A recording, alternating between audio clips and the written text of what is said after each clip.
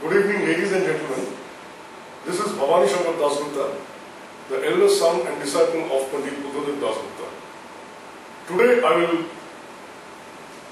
give you a short account of the origin and history of the Mohan Veena. The Mohan Veena was invented in the year 1948. Radhika Mohan Maitra was equally skilled in playing the Sarod and the Surstringer. In 1944, he played the Surstringer at a great concert with the renowned bean player Ustad Sadiq Ali Khan at Lucknow. Thereafter, he thought of designing an instrument on which the tonal effects of both the Sarod and the Veena can be produced simultaneously. A new instrument was invented in the year 1948. It went through a series of experimentations and transformations and was named the Mohan Veena by Thakur Jayadev Singh, the then chief producer of music, AIR Delhi. In the year 1950, Sri Radhika Mohan Maitra played this instrument for the national program of All India Radio. The Mohan Veena is a modified form of the Sarod with a wooden resonator or sound box and a sitar-like bridge. Today, Sri Jaydeep Ghosh, Sri Sandeep Dasgupta and I myself are playing this instrument at many public concerts. Thank you very much.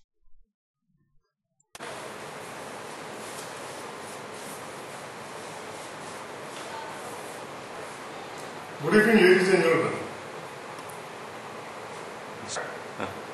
Today, I would like to give you a brief idea about the stringed instruments of medieval India and the instruments which were played in the field of classical music at that time. The Drupad, which has sunk into extinction today, was the most important form of classical vocal music in medieval India. It was sung to the accompaniment of the pakhawaj and not the tabla. The pakhawaj was a cylindrical drum-like instrument which was played with the palms. The style of singing Drupad was characterized by an elaborate alap and intricate rhythmic patterns, and the application of fast terms was strictly forbidden in it. Consequently, the stringed instruments that existed in the field of classical music during that period were played strictly in accordance with the rules and regulations of the Drupad. Special emphasis was laid on the alap and the purity of rags was maintained uncompromisingly.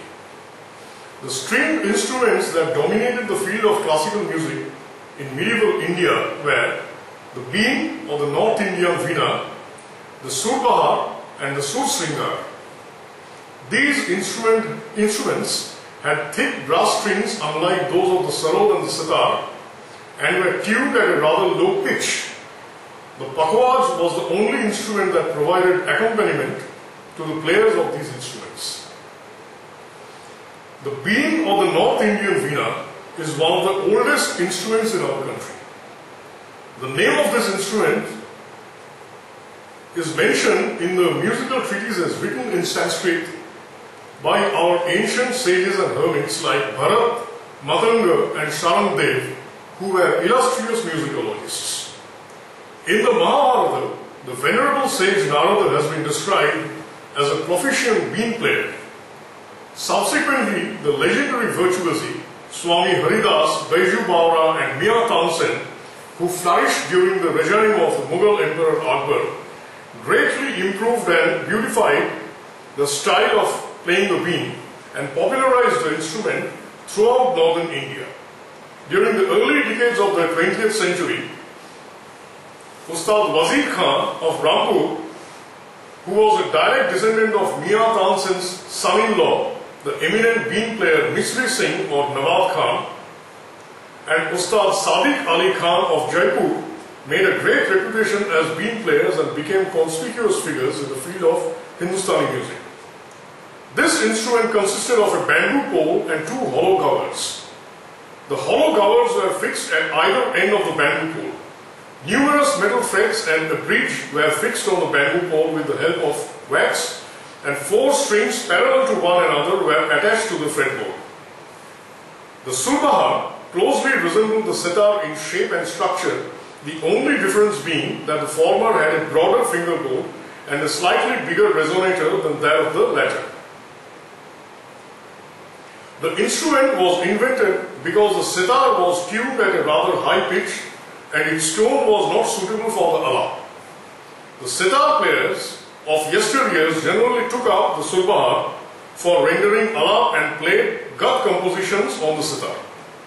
If any musician wished to play gat compositions on the surbaha, he usually preferred a pakhawaj player to a tabla player as an accompanist. There is a controversy among the music historians as to who actually invented this instrument, but certain documentary evidences testify to the fact that Ustad Sahabta Hussain Khan, the great grandfather of Ustad Vilayat Khan, invented the surbaha when he noticed that the tone of the sitar was not suitable for the alap. Subsequently, Ustad Sajjad Muhammad, Ustad Imdad Khan, and his worthy son, Ustad Inayat Khan, made a great reputation as surbaha players and became prominent figures in the contemporary music world.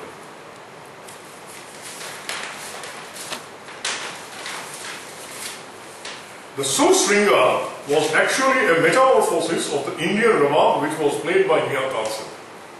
This instrument, the Indian rabab, was much larger in size than the Afghan rabab and had no sympathetic strings. It had only 4 or 6 main strings. These strings were made of catguts.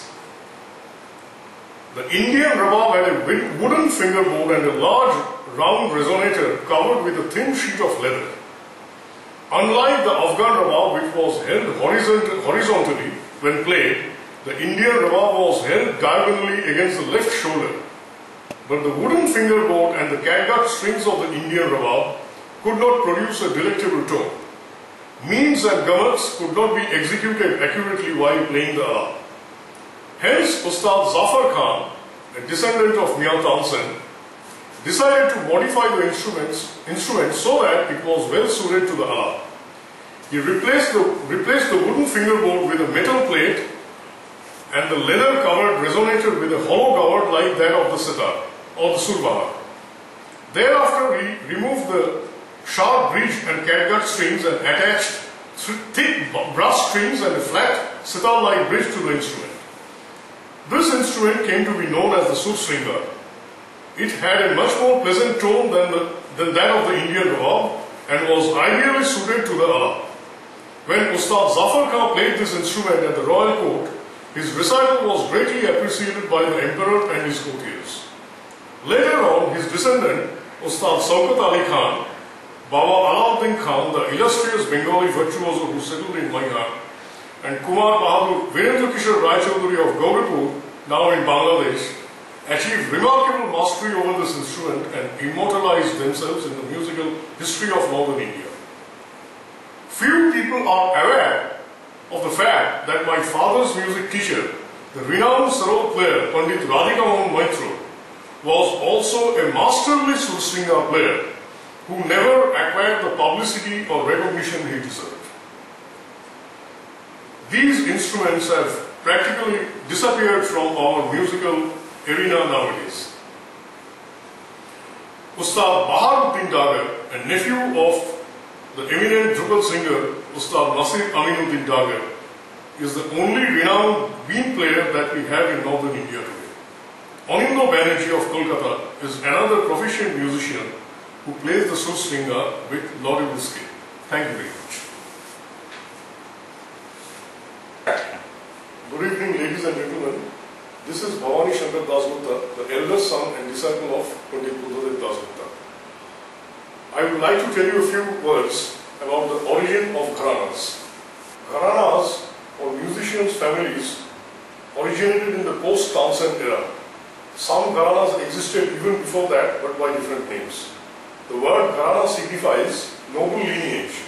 The lineage of a famous musician is referred to as a gharana.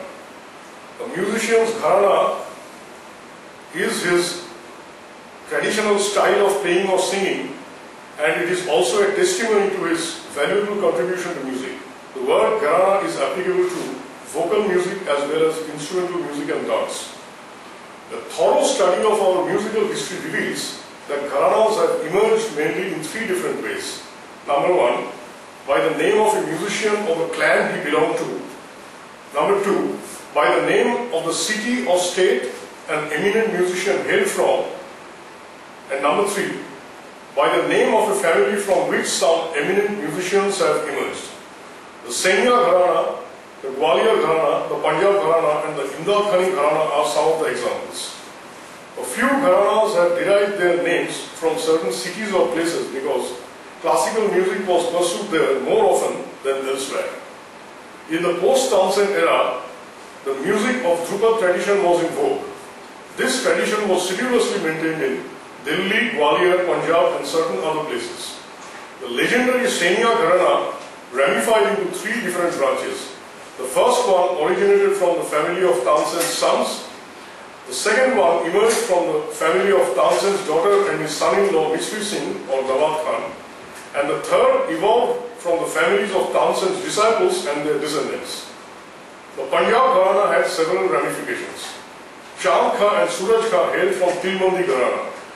They used to follow the tradition of Khanda and Nauhar Bani. The second branch of Punjab Gharana produced two famous singers, namely Breed Chand and Sri Chand. They represented the tradition of Dagar Bani. In this province, two more Gharanas were established by Sri Chand and Sujan Khan. The latter was a representative of Nauhar Bani tradition.